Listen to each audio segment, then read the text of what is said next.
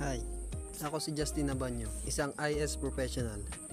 For me, nakikita ko ang aking sarili na nagtatrabaho gamit ang Enterprise Resource Planning o ERP bilang isa sa mga pangunahing tool sa pag-manage ng business processes.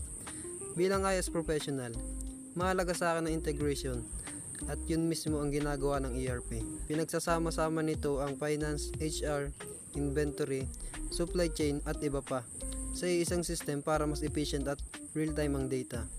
Gusto kong maging tulay sa pagitan ng technology at business. Hindi na ako basta IS. Gusto kong maintindihan ng needs ng mga user at gamitin ang tech para ayusin ang mga problema. Sa pamamagitan ng ERP, naniniwala akong makakatulong ako sa mga kumpanya na mas maging organized, agile at competitive sa digital world. At yan ang nakikita kong bilang future IS professional.